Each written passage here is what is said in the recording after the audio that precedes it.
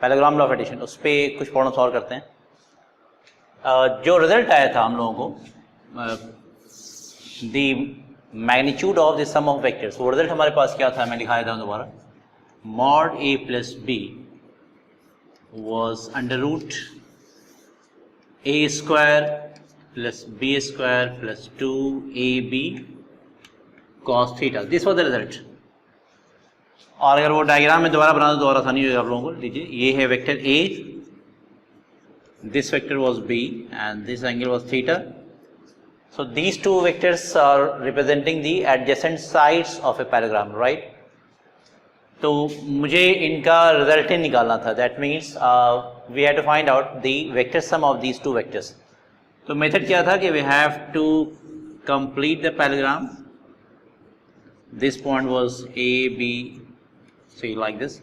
So this diagonal was representing the resultant of these two vectors. This was r is equal to a plus b. और ये जो mod a plus b का मतलब क्या हुआ, this was the magnitude of this OC vector, I mean the resultant of a plus b. तो खैर ये हमारे पास रिजल्ट आ चुका था, हम लोगों ने प्रूफ कर लिया है। इस पे क्वेश्चन भी हम लोगों ने कुछ किया, एक दो क्वेश्चन सॉल्व कर लेते हैं। इसमें एक चीज देखने वाली बात ये है कि what is the maximum and minimum value of the magnitude of the sum of two vectors। यानी अगर हम दो वेक्टर्स को ऐड करते हैं, अगर हमारे पास दो वेक्टर्स हैं a and b and if we are going to add them, तो दो वेक्टर्स को ऐड करने के बाद उनके मैग्नीट्यूड का, आई मीन उनका जो रिजल्टेंट आता है, उनके मैग्नीट्यूड की मैक्सिमम वैल्यू क्या हो सकती है और मिनिमम वैल्यू क्या हो सकती है, यानी what is going to be the range of mod A plus B, ये मुझे निकालना है ताकि मुझे मालूम हो सके कि जैसे सपोज कर लीजिए हमारे पास दो वेक्टर्स हैं, एक है 5 न्यूटन का फोर्स और एक है 6 न्यूटन का फोर्स। तो इन दो फोर्सेस को अगर हम ऐड करेंगे तो इनकी मैक्सिमम वैल्यू क्या आ सकती है और मिनिमम वैल्यू क्या आ सकती है, ताकि मुझे रेंज मालूम हो जाए, राइट। It's important. अब देखिए, एक्चुअली मॉड ए प्लस बी की जो वैल्यू है वो डिपेंड किस पे करती है, एक तो इन दोनों के मैग्नीट्यूड पे डिपेंड करेगी and the second thing is the angle between the two vectors. और ऑब्वियसली ये आप लोग जानते हैं कि मॉड ए प्लस बी की जो वैल्यू है, A and B if they are given they are fixed, I mean A और बी की वैल्यू अगर आपको दे दी जाए फिर तो वैल्यू फिक्स हो गई, वो चेंज नहीं होने जा रहा है। अब आप जैसे से एंगल उनका चेंज करेंगे तो उनके सम का जो मैग्नीट्यूड होगा that will keep on changing. तो वो वैल्यू क्या हो सकती है, तो ऑब्वियसली देखिए मैं निकालने जा रहा हूं कि this mod A plus B is maximum, maximum कब होगा बताइए मुझे, इज मैक्सिमम व्हेन, अब देखिए इसकी वैल्यू राइट साइड में पड़ेगी, A square plus B square plus 2ab cos theta. तो ए और बी की तो वैल्यू दी हुई है, उसको तो आप चेंज नहीं करेंगे। अल्टीमेटली आप चेंज क्या कर रहे हैं, एंगल। जैसे जैसे एंगल आप बदलेंगे वैसे वैसे ये मॉड ए प्लस बी की वैल्यू चेंज होती जाएगी। तो दैट मीन्स थीटा पे डिपेंड कर रहा है। तो मॉड ए प्लस बी की वैल्यू मैक्सिमम तब होगी जब ये cos थीटा मैक्सिमम होगा, राइट। क्लियर है बिल्कुल, मैं वही लिखाने जा रहा हूँ। Mod a plus b is maximum when cos theta is maximum, right? That means when cos theta की maximum value होती है कितनी, 1. That means when theta is 0 degree, that means when vectors are parallel. 0 degree का मतलब क्या हुआ, vectors parallel है, यानी दो वेक्टर्स अगर पैरेलल हैं, ए एंड बी, दो वेक्टर्स आपको दिए हुए हैं और इन दोनों को अगर पैरेलल ही रख दें, यानी दोनों के बीच एंगल अगर 0 डिग्री कर दें, तो उस केस में दोनों वेक्टर के रिजल्टेंट का मैग्नीट्यूड मैक्सिमम आता है। और वो कितना आता है वो भी देख लीजिए आप। तो अगर हम cos थीटा की वैल्यू यहाँ 1 पुट कर दें, पहली बात तो ये कंडीशन मुझे मालूम होना चाहिए कि the magnitude of the sum of two vectors will be maximum when the two vectors are parallel, that means when the angle between them is 0 degree. अब मुझे निकालना है कि वो मैक्सिमम वैल्यू होती कितनी, यानी मॉड ए प्लस बी की मैक्सिमम वैल्यू होगी कितनी। तो that we are going to find out now. So mod A plus b maximum कब होता है? जब कॉस थीटा की वैल्यू 1 पुट करेंगे। तो हम अब ये मैक्सिमम वैल्यू मैं निकालने जा रहा हूँ, मॉड ए प्लस बी मैक्सिमम। तो देखिए मैं क्या करूँगा, this is a square plus B square plus 2ab। अब देखिए मुझे जो कि मैक्सिमम वैल्यू निकालनी है, तो मैक्सिमम वैल्यू के लिए कॉस थीटा की वैल्यू कितनी पुट करनी होती है? 1। तो अब मैं यहाँ कॉस थीटा की जगह यहाँ वैल्यू अब मैं 1 पुट करूँगा, because we are going to find out the maximum value of mod A plus B. Clear? So अब ये कितना आया जरा देखिए आप, this is equal to A square plus B square plus 2ab, that means this is mod A plus A plus B whole square under root A plus B whole square. तो ultimately value कितनी आई हमारे पास? This is going to B equal to mod A plus b maximum is simply a plus b. अब ये आपको याद रखना है कि जब भी हम दो वेक्टर्स को ऐड करेंगे तो उनके सम का जो मैग्नीट्यूड आता है वो डिपेंड करता है उनके बीच के एंगल्स पे, और इस वजह से उनकी एक मैक्सिमम वैल्यू और एक मिनिमम वैल्यू होती है, राइट? तो उनकी मैक्सिमम वैल्यू कब होगी? जब cos थीटा की वैल्यू 1 होगी, that mean when the vectors are parallel, angle is 0 degree. ये तो कंडीशन हो गया। और वो मैक्सिमम वैल्यू होती कितनी है? तो वो इतनी होती है, mod A plus b maximum is A plus b, I mean just the sum of the magnitude of the vectors, right? अब मैं निकालने जा रहा हूं कि what is the case when mod A plus B is minimum. So now mod A plus B is minimum. Minimum के लिए क्या करना होगा? When cos theta is minimum. Clear है बिल्कुल? मॉड ए प्लस बी मिनिमम कब होगा? मॉड ए plus B minimum कब होगा? When cos theta is minimum. That means when cos theta की मिनिमम वैल्यू क्या होती है? -1, right? That means when theta is 180 degree, या इसको आप पाई भी लिख सकते हो, pi is also equal to 180 degree, ठीक है ना? और pi, that means when vectors are 180 degree का मतलब क्या हुआ? वेक्टर्स इस तरह से हैं, opposite, right? That means vector are opposite to each other, opposite to each other, right? ये केस हो गया। यानी अब हमारे पास दो केसेस आ गए। दो वेक्टर्स को जब भी ऐड करते हैं तो उनके सम का मैग्नीट्यूड, यानी magnitude of their sum is maximum when they are parallel, and that maximum value is a plus b, and the minimum value of mod a plus b is possible when theta is 180 degree, that means when their vectors are opposite to each other। और इसकी minimum value होती कितनी है? So mod a plus B minimum is equal to, मैं क्या लिखूँ बताइए? This is equal to under root a square plus B square plus 2ab। Minimum के लिए क्या करना होगा? cos थीटा की वैल्यू -1 पुट करनी होगी, तो वहाँ cos थीटा है, उसमें -1 यहाँ पुट कर देता हूँ मैं। So now we are getting the value as a square plus B square minus 2ab, right? This can be written down as a minus B whole square. देख लीजिए, a minus B whole square को अगर आप expand करोगे तो will get a square plus B square minus 2ab, या इसका दूसरा ये भी लिख सकते हो ना, this is also equal to B minus A whole square, है या नहीं? बताइए आप मुझे। B minus A whole square करो तो बी ही वैल्यू आएगी, A square plus B square minus 2ab। A minus B whole square करेंगे तो बी यही आएगी। दैट मीन्स की दो वैल्यू हो सकती है, ए माइनस बी या बी माइनस ए। अब चूंकि ये मॉड होता है तो इसमें ऑब्वियसली मुझे उस दोनों में से उसको चूज करना होगा जिसमें I mean you have to subtract the smaller value from the bigger value, तो anyhow we have to get positive value. इसी को शॉर्ट में आप ऐसे लिखते हो, ए डिफरेंस बी, ये डिफरेंस का साइन है। और इसको कैलकुलेट करते हैं डिफरेंस साइन यूज कैसे किया जाता है? डिफरेंस साइन का मतलब ये हुआ कि value has to be positive, यानी बड़े वाला इसमें जो बिगर नंबर होगा उसमें से स्मॉलर नंबर को हम सब्ट्रैक्ट करेंगे, राइट? तो ultimately the result is mod A plus B minimum is simply a difference b. अब ए डिफरेंस बी का मतलब समझ लीजिए आप, अगर कोई आपसे कहे, सपोज मैं जस्ट एग्जांपल दे रहा हूँ कि कहीं अगर ऐसा लिखा रहा है 3 डिफरेंस 4, तो 3 माइनस 4 नहीं लिखेंगे, 3 डिफरेंस का 4 की वैल्यू 1 होगी।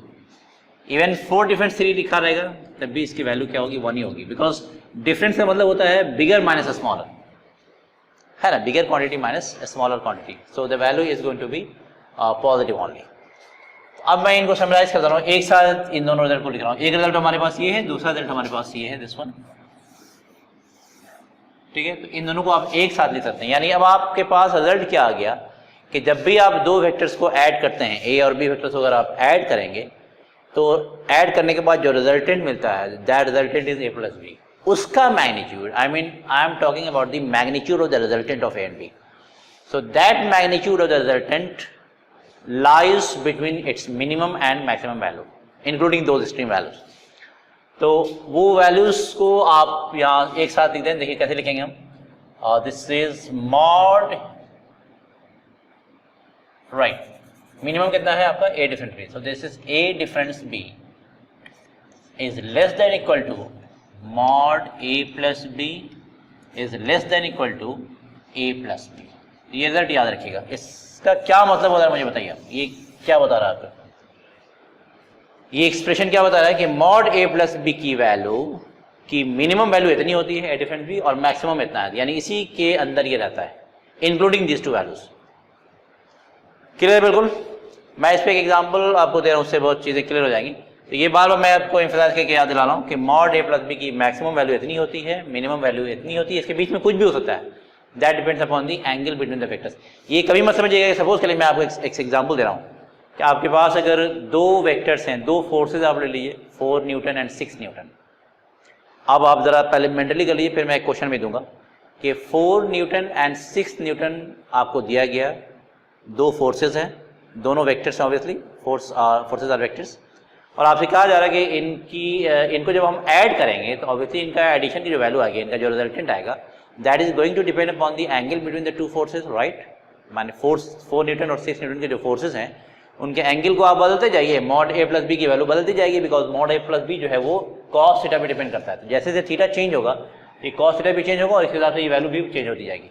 तो ये तो क्लियर होगा कि मॉड ए प्लस बी यानी जब दो फोर्सेज को आप ऐड करेंगे, 6 न्यूटन एंड 4 न्यूटन, तो उनकी वैल्यूज जो है उन दोनों फोर्सेज के बीच के एंगल पे डिपेंड करती है, राइट। अब आपसे पूछा ये जा रहा है, एंगल नहीं दिया हुआ है क्वेश्चन में, आपसे पूछा ये जा रहा है कि आप ये मुझे ये बताओ कि अगर हम उन दो फोर्सेज को ऐड करें तो उनका जो रिजल्टेंट आएगा उनकी वैल्यूज का रेंज क्या होगा, वो यानी मीन कहाँ से कहाँ तक आ सकता है।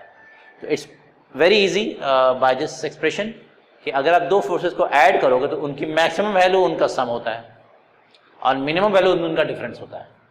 तो 6 और 4 का डिफरेंस क्या होगा, अगर आप 6 न्यूटन और 4 न्यूटन आपको दिए जाए, दो फोर्सेज दो वेक्टर्स, कहा जाए कि इनका जरा मिनिमम और मैक्सिमम बताइए, तो minimum will be 6 - 4 2 Newton and maximum will be 6 + 4 10 Newton.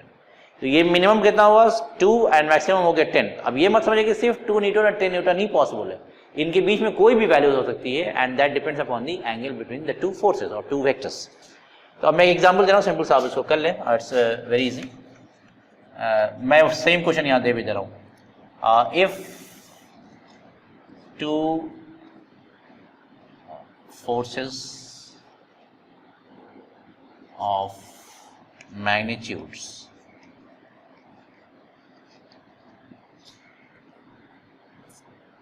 (3 Newton and 8 Newton) are given, then which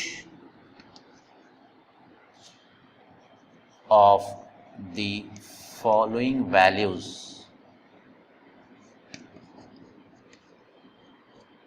value या वैल्यूज में कह रहा हूं, वैल्यू और values is not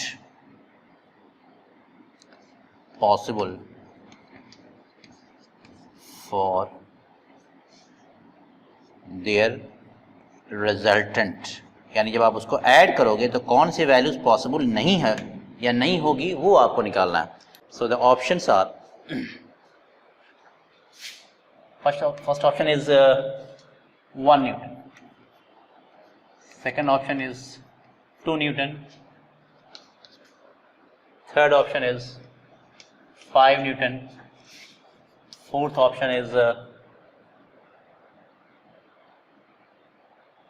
8 Newton, fifth option, I am giving more than 4 options भाई, ये मैं चूँकि क्लास हो रही है, एग्जामिनेशन नहीं है, आपको मोर देन 4 ऑप्शंस में से चूज करना है। So don't worry about that.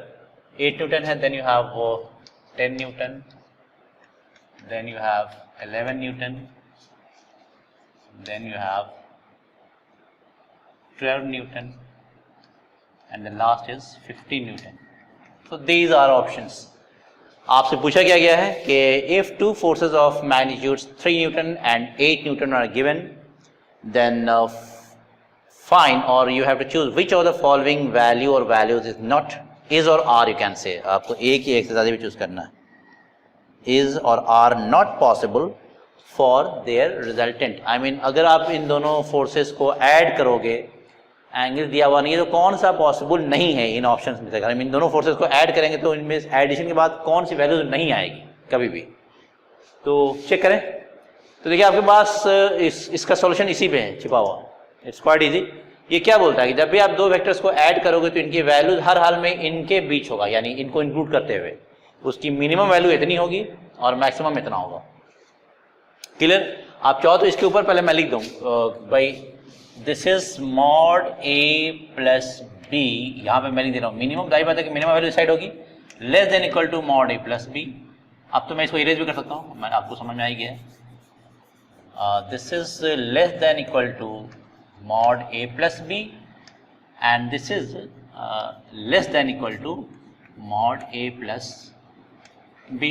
Maximum obvious है कि भाई mod a plus b की जो वैल्यू होगी वो मैक्सिमम ये है, मिनिमम ये है। मिनिमम को लेफ्ट साइड में लिखते हैं और राइट में इस तरह की साइन देकर लेस दैन, तो ये मिनिमम वैल्यू इतनी होती है, this is the maximum value.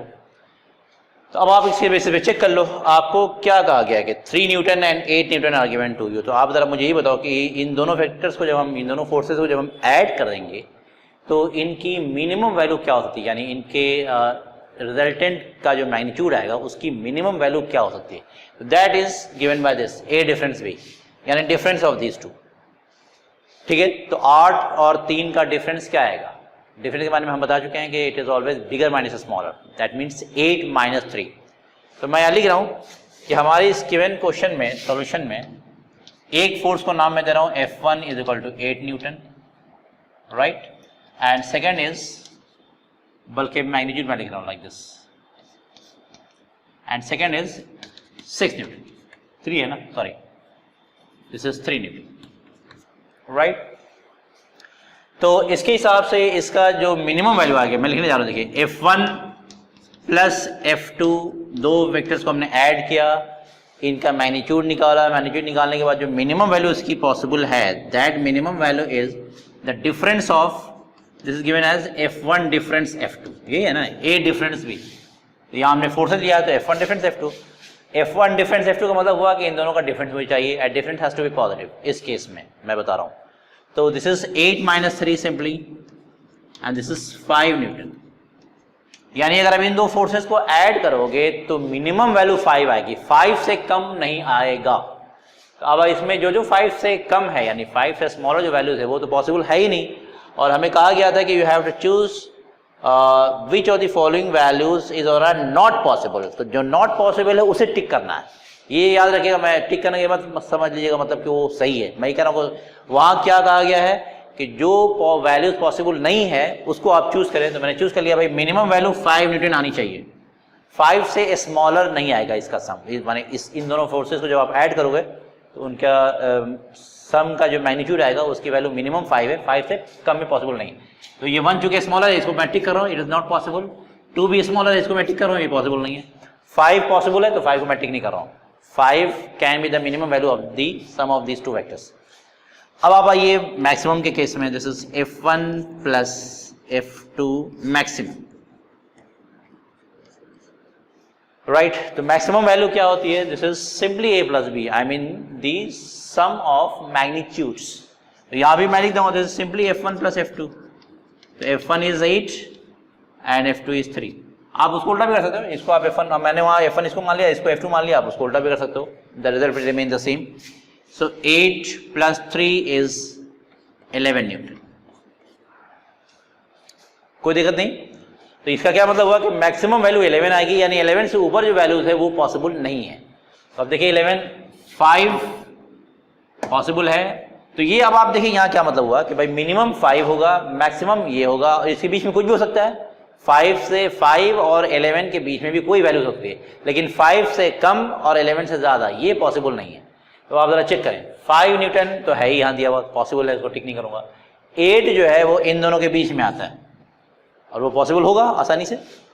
ये 10 न्यूटन भी इनके बीच ही की वैल्यू है, वो भी पॉसिबल है, बिकॉज मिनिमम और मैक्सिमम के बीच में तो कोई भी वैल्यूज हो सकती है। फिर 11 न्यूटन है, वो भी इनके बीच ही की वैल्यू है, ऑब्वियसली यहाँ पे है 11 क्या है, 11 वैल्यू ऑलरेडी दिया हुआ है, तो 11 maximum value, that is 11 is the maximum value. और ये 12 11 को एक्सीड कर गया, तो भाई 11 इज द मैक्सिमम वैल्यू, तो मैक्सिमम से ज़्यादा तो नहीं हो सकता इसमें, तो इसको भी आप टिक करो, इट इज़ नॉट पॉसिबल। और 15 भी जो है मैक्सिमम से ज़्यादा है, तो it is also not possible. तो इतने सारे ऑप्शन आ गए। तो ये एक बहुत अच्छा क्वेश्चन था, आपको समझ में आ गया होगा कि जब भी हम दो वेक्टर्स को ऐड करेंगे तो उनके रिजल्टेंट का जो मैग्नीट्यूड होगा वो किस रेंज में आता है, राइट। अब हम इसके बाद अगला क्वेश्चन करने जा रहे हैं। एक चीज़ मैं और डिस्कस कर रहा हूँ यहाँ पर। देखिए, वेक्टर्स को जब आप ऐड करते हो, I mean when you add these two vectors a and b, this angle is theta, clear. तो इनका रिजल्टेंट हमें कैसे मिलता है, कैसे मिलता है, इससे आप पहले एक पैराग्राम कंप्लीट करते हो, right. Then this denote the resultant, this is r which is equal to a plus b, right. अब इसका कुछ एंगल होता है, a के साथ मैं एंगल अल्फा मान लूँ और b के साथ बीटा मान लेता हूँ, क्लियर, समझ लीजिएगा इसे। अब हमने एक चीज़ डिराइव की थी, आप हमारे वीडियो में देख सकते हैं कि पिछले वीडियोज में, कि अगर मैग्नीट्यूड a और b बराबर हो, तो जब भी दो वेक्टर्स का मैग्नीट्यूड सेम होता है तो उनका जो रिजल्टेंट होता है वो उन दोनों के बीच के एंगल को बाइसेक्ट करता है, हमने प्रूफ किया था। तो इन दिस केस मैं लिख रहा हूँ, if a is equal to b then alpha is also equal to beta and this is equal to theta by 2, क्योंकि ये थीटा जो है हाफ हाफ में बढ़ जाएगा। तो alpha is equal to beta is equal to theta by 2, यानी दोनों वेक्टर्स का मैग्नीट्यूड अगर सेम है तो उसका रिजल्टेंट उसके एंगल को बाइसेक्ट करता है। अब मैं एक चीज़ बता रहा हूँ, अगर सपोज कर लीजिए कि मैं a का मैग्नीट्यूड बढ़ा दूँ बहुत ज़्यादा, तो रिजल्टेंट जो है वो किस तरफ झुकता चला जाता है, आई मीन किस तरफ इंक्लाइन होगा। अगर हम a के वेक्टर्स को बढ़ाए देंगे तो ऑब्वियसली जो वेक्टर्स बड़ा होता है, यानी आप जो दो वेक्टर्स को ऐड कर रहे हो तो उसमें जो बड़ा होगा ना, रिजल्टेंट उसी तरफ इंक्लाइंड होता है। आप चेक देखो, फिगर से चेक कर लो। मान लो कि मैं एक वेक्टर ऐसे ले रहा हूँ, this vector is suppose b and this vector is suppose a। मैंने काफ़ी बड़ा बना दिया ताकि पिक्चर बिल्कुल क्लियर हो जाए, ठीक है। अब मैं इसका इस तरह से रिजल्टेंट ले रहा हूँ, this vector is b, this vector is a, जिसको मैं o मान लेता हूँ, this is a, this is b। आप जानते हो रिजल्टेंट क्या होगा, resultant is this vector, this is r, ठीक है। This whole angle was theta, this whole angle was theta, लेकिन r का एंगल a के साथ जो है वो अल्फा है एंड दिस एंगल जो b के साथ है दैट इज बीटा। तो पिक्चर जो है खुद ही आपको बता रहा है कि इस केस में मैं क्या लिखूंगा कि अगर a जो है b से बड़ा होता है, वेक्टर a का मैग्नीट्यूड b से बड़ा है, तो रिजल्टेंट किस तरफ झुक गया, और विथ ग्रेटर वेक्टर की तरफ, यानी उसका एंगल उसका इंक्लिनेशन जो है वो ग्रेटर वेक्टर की तरफ हो जाता है, तो उसके साथ एंगल ऑब्वियसली स्मॉलर हो जाएगा। तो if a is greater than b that means alpha is less than beta. Check कर लीजिए। और फिर इसी का उल्टा भी आप कर सकते हो, अगर किसी केस में आपको ऐसा आ गया, सपोज कर लीजिए मैं यहाँ बता रहा हूँ कि this is vector b and this is vector a, मैंने a को अब यहाँ छोटा कर दिया, वहाँ a बड़ा था तो ये केस था, ये वाला केस था। अब यहाँ मैं a को छोटा कर रहा हूँ। अब again you have to complete the parallelogram, first complete कर लीजिए, this is o, this is a b, this is going to be the resultant, this whole angle was theta, r का a के साथ जो है this is alpha and this angle is simply beta. Clear है? तो बहुत आसानी से आप दिखा सकते हैं, दिस इज इफ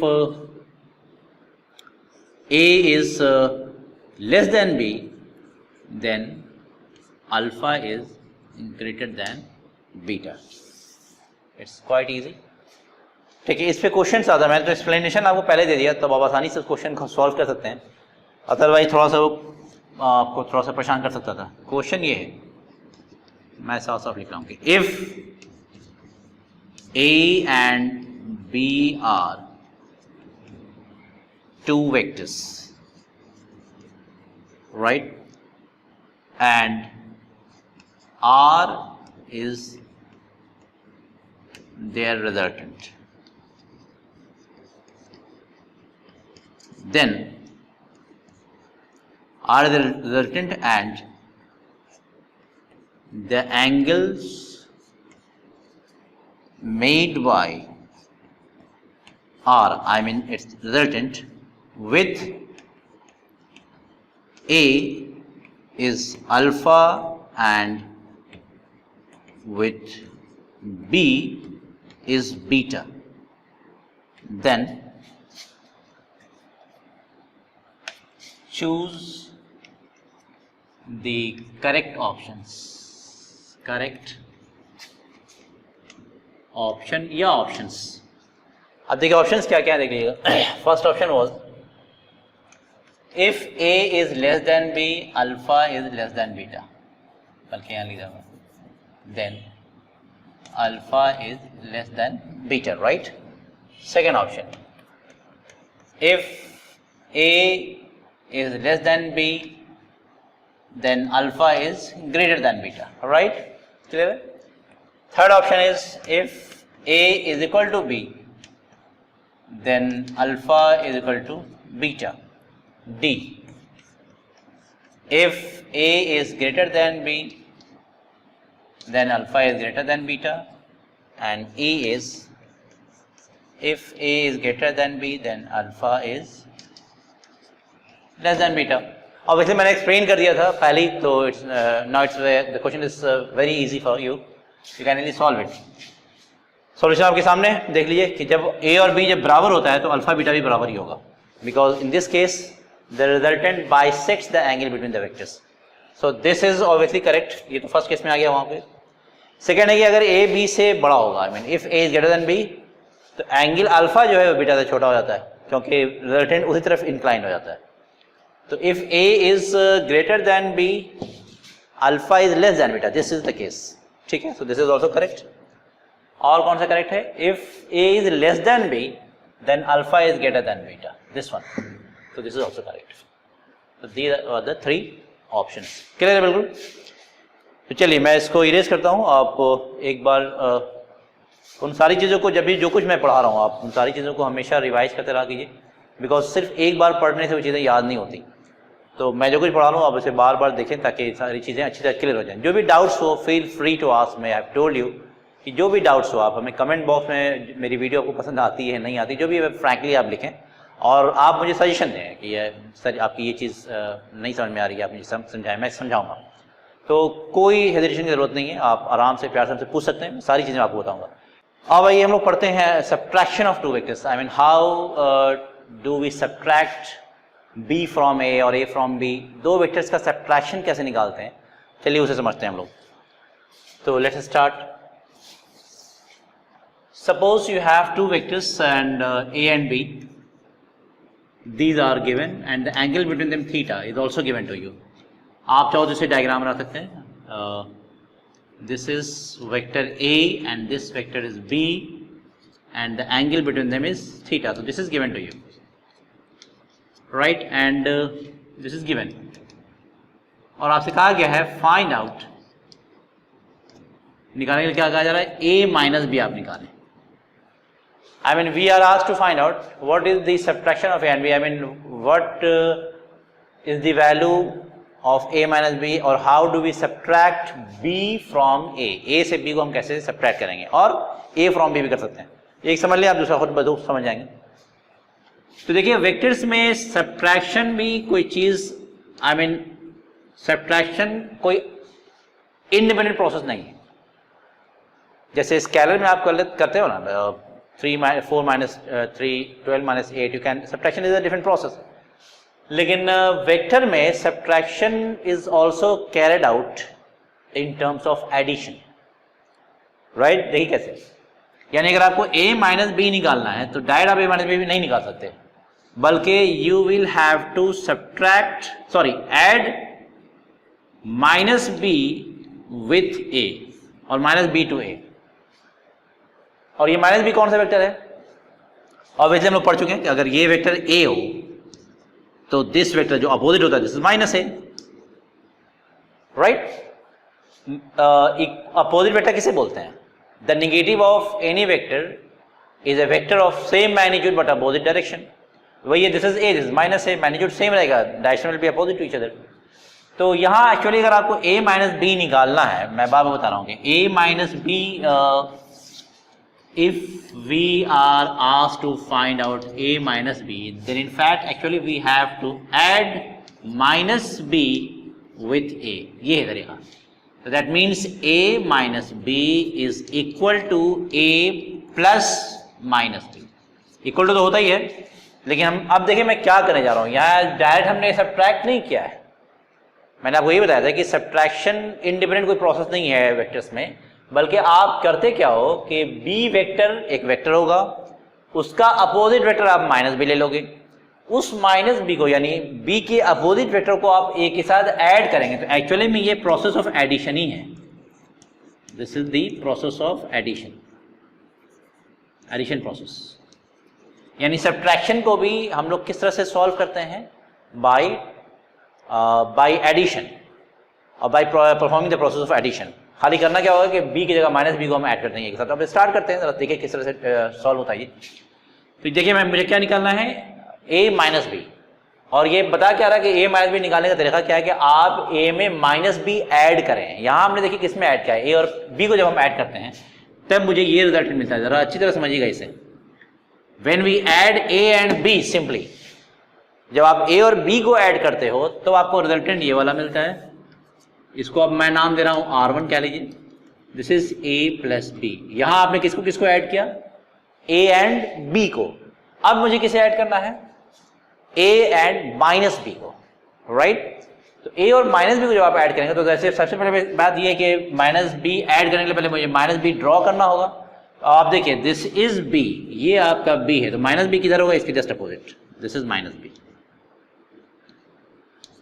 क्लियर है। अब इस माइनस बी को मैं इसको इरेज कर रहा हूं। अब आप मुझे एक चीज बताइए कि b एंड माइनस बी ये दोनों सेम वेक्टर है या अपोजिट है या डिफरेंट वेक्टर्स है। अपोजिट छोड़िए, अपोजिट तो खैर है ही। आर दे सेम वेक्टर्स और डिफरेंट वेक्टर्स, डिफरेंट वेक्टर्स है। तो ऑब्वियसली मैं माइनस बी को एक नया नाम दे रहा हूं। देखिए अच्छी तरह समझिएगा, दिस इज सी, मैंने इसको एक नया नाम दे दिया सी वेक्टर कह सकता हूं, because they are not equal. B vector अलग है, माइनस बी वेक्टर अलग है, डायरेक्शन हमने बदल दिया तो vector will change.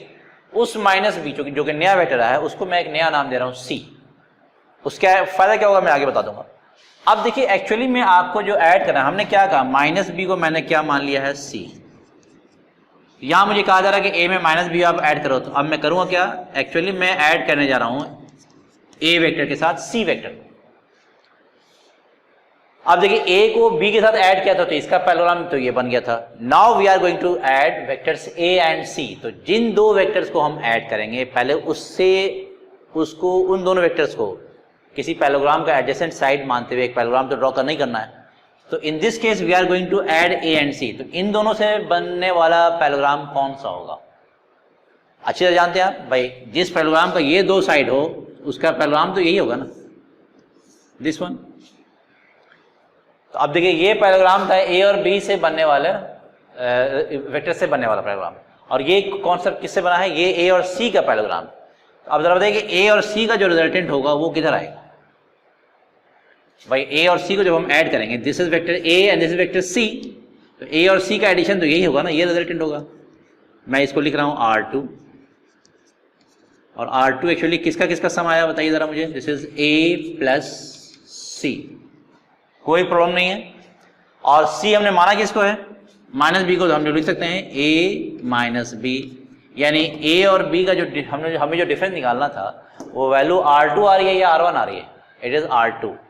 So R2 is a minus b. अब मुझे निकालना है कि इसकी वैल्यू कैसे होगी। अभी भी चलिए मैं इसको एक ही तरफ रखता हूं, कंफ्यूज एकदम नहीं होगा।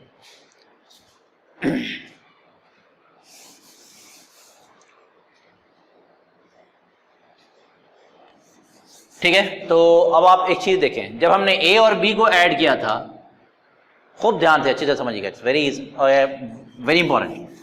जब हमने a और b को ऐड किया था तो इसका रिजल्टेंट हमें क्या आया था, मॉड a प्लस बी, ये आया था आपका a square plus B square plus 2ab cos theta, right. कोई कंफ्यूजन नहीं है। Now we are going to add a and c। यहाँ ध्यान दीजिएगा, जब आप ए और बी को ऐड करते हो तो इन दोनों के बीच का एंगल यहाँ थीटा होता है, याद रखिएगा। इन दोनों के बीच का एंगल कितना था? थीटा था। यहाँ भी देखिए वो थीटा ही है ए और बी के बीच। Now we are going to add A and C. तो आप जरा इसी फॉर्मूले को अगर हम लोग केयरफुली यूज करें तो मॉड ए प्लस सी के लिए यहाँ क्या लिखेंगे, जरा बताइए मुझे। मॉड ए प्लस सी का रिलेशन यहाँ क्या लिखाएगा? यदि हम इसी की तरह से आप पढ़िए तो दिस इज ए स्क्वायर, यहाँ बी था तो बी स्क्वायर था, यहाँ सी है तो उसको लिखूंगा मैं C square. Easy. Then it will be 2a into C into cos. अब मैं रुक जा रहा हूँ, कॉस के बाद आप जरा मुझे देखिए क्या थीटा लिखेंगे आप। थीटा एक्चुअली होता क्या है? यहाँ जो थीटा होता है वो इन दोनों वेक्टर्स के बीच का एंगल होता है, यानी जिन दो वेक्टर्स को आप ऐड कर रहे होते हैं उनके बीच का जो एंगल होता है वो यहाँ मेंशन होता है। In this case we are going to add these two vectors A and C. तो आप जरा चेक कर लीजिए डायग्राम में, क्या ए और सी के बीच का एंगल थीटा है? थीटा तो नहीं है, क्या है वो? एक स्ट्रेट लाइन का एंगल 180 होता है। इफ दिस इज थीटा, कितना बचा आपके पास? This is 180 minus theta. 180 minus theta होगा या नहीं? तो अब जरा फिगर से मुझे चेक करके बताइए कि ए और सी के बीच, जिसको हम लोग यहाँ ऐड करने जा रहे हैं, इन दो वेक्टर्स के बीच का एंगल क्या है? थीटा है या 180 माइनस थीटा है? Obviously 180 minus theta. तो that angle will be mention over here. This is cos 180 minus theta. I think it's clear now. आप अगर किसी को कुछ कंफ्यूजन हो तो दोबारा बैक कीजिए वीडियो को, दोबारा इसको देख लें आप अच्छी तरह से क्या हो रहा है यहाँ पे। मैंने क्या कहा था कि ये जो फॉर्मूला हमने ड्राइव किया है मॉड ए प्लस बी का, उसका रिलेशन ये आता है A square plus B square plus 2ab cos theta, right? तो इसमें जो थीटा होता है ये एंगल उन दो वेक्टर्स का होता है जिनको हम यहाँ ऐड कर रहे होते हैं। तो यहाँ चूंकि ए और बी के बीच का एंगल थीटा था तो यहाँ हमने थीटा मेंशन किया था। अब हम लोग इसे ऐड करने जा रहे हैं ए और सी को, तो एंगल भी इन्हीं ए और सी के ही बीच का होगा ना, वो ए और बी के बीच का तो होने नहीं जा रहा है। तो यहाँ मुझे लिखना होगा A square plus C square plus 2ac cos. Cos के बाद एंगल मुझे इन दोनों के बीच का देखना होगा, इन दोनों के बीच, और इन दोनों के बीच का एंगल ये रहा ए, ये रहा सी, इसके बीच का एंगल 180 माइनस थीटा यहाँ। So we have written down over here 180 minus theta. Now cos 180 minus theta होता कितना है? मैं लिख दे रहा हूँ cos 180 minus theta is minus cos theta. ये फॉर्मूला याद रहना चाहिए। मैं इसे यहाँ लिखूंगा, this is equal to under root A square plus C square -1 यहाँ आएगा, मैं लिख दे रहा हूँ 2ac minus 2ac into minus cos theta. Clear? 2ac minus cos theta.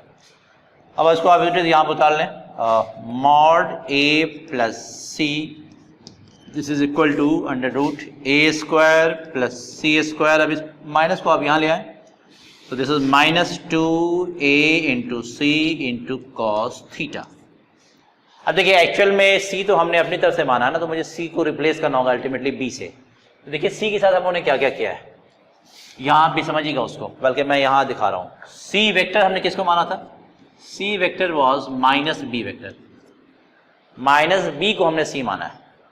अब यहाँ सी दो जगह यूज हुआ है, एक जगह तो वो मैग्नीट्यूड के फॉर्म में यूज हुआ है और एक जगह वेक्टर के फॉर्म में, जैसे यहाँ पे ये वेक्टर के फॉर्म में यूज हुआ है, राइट? तो इस फॉर्मूले में भी देखिए यहाँ जो सी यूज हो रहा है this c is in vector form, right? लेकिन यहाँ जो सी यूज हो रहा है यहाँ और यहाँ, ये दोनों सी जो है वो मैग्नीट्यूड के फॉर्म में। तो वेक्टर के फॉर्म में जब रिप्लेस करना होगा तो उसके लिए हमारे पास ये रिलेशन है, C is equal to minus B, right? अब आप दोनों साइड मॉड ले लें, यानी I mean magnitude of both the sides. तो मुझे ऐसे लिखना होगा mod of C mod of minus B, right? Mod of C is simply C, mod of minus B is simply B. Minus तो अब जानते ही पॉजिटिव हो जाता है मॉड के बाद। तो अब आपको करना क्या होगा, ध्यान दीजिएगा, ये दो चीजें हमारे पास आई हैं। जहां मैग्नीट्यूड सी होगा वहां मैग्नीट्यूड बी लिखूंगा मैं, जहां वेक्टर सी होगा वहां माइनस वेक्टर बी लिखूंगा मैं। तो देखिए वेक्टर सी यहाँ पे, तो यहां आप रिप्लेस कीजिए उसको, ए प्लस सी लिखूंगा, ए प्लस माइनस बी, तो प्लस माइनस माइनस, आप सीधा लिखो माइनस बी। यानी अब मैं वो रिजल्ट निकालने जा रहा हूं जैसे हमारे पास a प्लस बी का रिजल्ट था, तो a माइनस बी का रिजल्ट क्या होगा अब मुझे वो मिलने जा रहा है। तो anyway mod a minus b क्या आ रहा देखिए जरा सा, this is a square plus, अब ये देखिए ये मैग्नीट्यूड वाला c है दिस वन, तो मैग्नीट्यूड c की जगह मैग्नीट्यूड b पुट करूंगा मैं, तो this is simply b square minus two into a into again this is magnitude c, तो इसकी जगह पे क्या पुट करूंगा, magnitude b into cos theta. अब आपके पास जो रिलेशन आ गया वो क्या आ गया कि मॉड ए माइनस बी जो होता है this is equal to under root A square plus B square minus two A B cos theta. This is difference formula. ठीक है, तो अब आप दोनों फॉर्मूलों को एक साथ लिख लें ताकि आपको याद रहे। मैं लिख दे रहा हूं यहां पे मॉड ए प्लस बी कितना होता है, this is under root A square plus B square plus two A B cos theta. ठीक है, अब जब डिफरेंस में का केस हो गया तो याद रखिएगा प्लस साइन में एंगल इन दोनों के बीच का देखते हैं, लेकिन माइनस साइन का फॉर्मूला किस तरह से आया देख लीजिएगा, तो याद रखिएगा and mod A minus B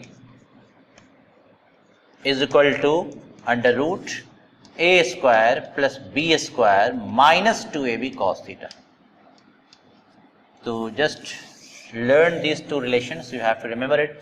आप इसे याद भी कर लेंगे और यूज होता है। मैं इसे अभी इस पे प्रॉब्लम करने जा रहा हूं, तो मैं इसे इरेज कर दे रहा हूं और इसी तरह से मैं तो यहां पे ऐसे भी इरेज कर रहा हूं, लेकिन आप इसी तरह से और भी वेक्टर्स यहां ड्रॉ कर सकते हो।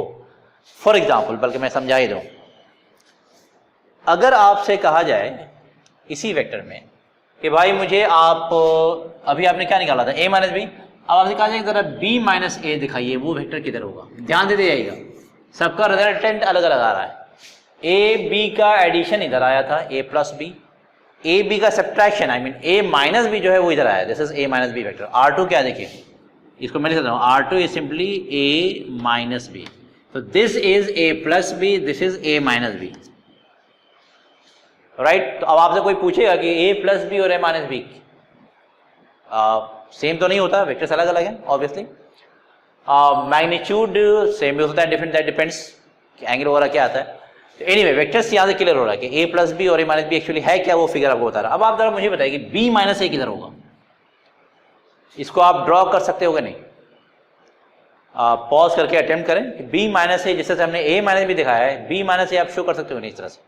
तो देखिए उसको करेंगे कैसे, b minus A is equal to b plus minus A, यानी b में मुझे क्या ऐड करना होगा अब, माइनस ए।